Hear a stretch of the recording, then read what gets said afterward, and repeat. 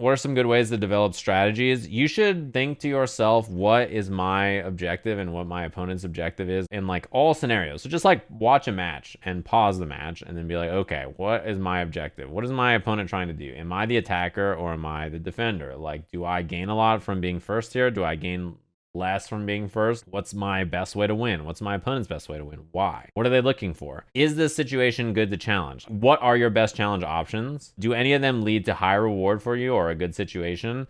How punishing is it if you lose? Does that change with meter or non-metered situations? When is the lowest reward chance for your opponent if you challenge and are wrong? In that like low reward situation, what are your best challenge options? So like the answers to all those questions together is your strategy. And it's okay if you answer it and then like in like 2 or 3 or 5 or 100 games, you're like, that shit was wrong. You can go back and erase it. I thought that I should challenge there, but like I was fucking big wrong.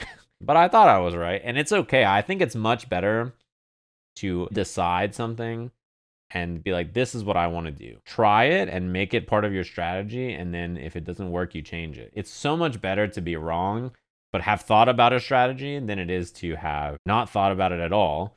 And then sometimes you do this, sometimes you do that, and fuck it. As long as you're thinking about it and you're considering what your options are and like whether they're right or wrong, then you're working on improvement. Like if you get smoked by something, you just think this fucking sucks, carrot is cheap. Like you might be right, but what could you or should you have done instead? It's like that for anything. That trial and error and thought process is important to improve on anything. I think if you watch me play, I am talking almost constantly about like what I'm doing, what my opponent's doing, why I tried something, if it's good, if it's bad, if I think that's right, if I think it's wrong, about both sides, right? I try to constantly verbalize like my entire thought process of the matchup. So it's like really tiresome on the brain. It hurts my play, but I think it's better for my improvement long term. It's better to help people see what I'm thinking. It's an interesting thought process because do you play battle royale games at all, Ryan? I think about this often. When you play them, I assume most people do not play them to win. I mean, they play them to win as an objective, but it is not the primary objective. In general, in BRs, the experience is like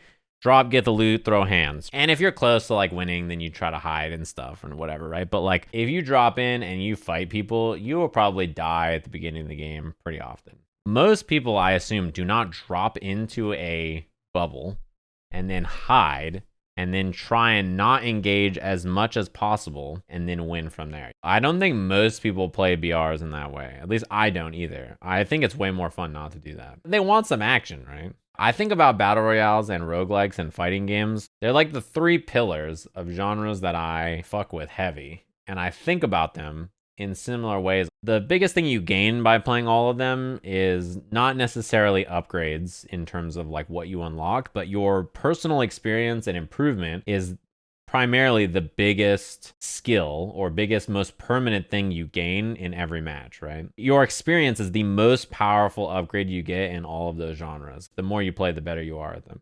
And also in all of them, the key to each is your situational awareness and understanding the kinds of like fights and things you want to engage with and when it's good to fight and when it's good to run and when it's good to play slow and when it's good to play fast and like what you should be doing. And like, I think they're so fun to think about, and it means that every match experience is going to be different, and like trying to figure out the correct choice in all of those games is so nebulous. It's hard to define the correct choice all the time. It's like, well, I thought this was the right choice, but actually in this situation, like there's a lot of things going on. Like there's a lot to think about and consider. I never get tired of thinking about them. I always find the thoughts fun to think. Maybe I should have done that. Maybe this would have been the best answer. Or my experiences told me this is the right answer and it was the right answer. So my experiences helped me win this situation, which is like, hell yeah. It doesn't matter how many times you played on the same map or played the same character or had the same loadout, the situations will always change, which is fun to think about. Roguelewis is getting his own Souls-like point-and-click FPS battle royale dating sim. Doesn't he already have it?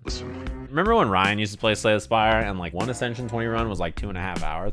Hotashi finishes a run in like 15 minutes. He either fizzles out or he's like playing every card in his hand. I love how fast you play Slay the Spire because I also have no time to wait. Ryan sits there and is like, what do I have in my deck? And he like checks every card and he's like, okay, I have like a 1 in 7 chance to draw this, this, and this. He considers every possibility like Doctor Strange, except he doesn't have the time stone. He like hovers the card. I'm like, he's gonna play the card.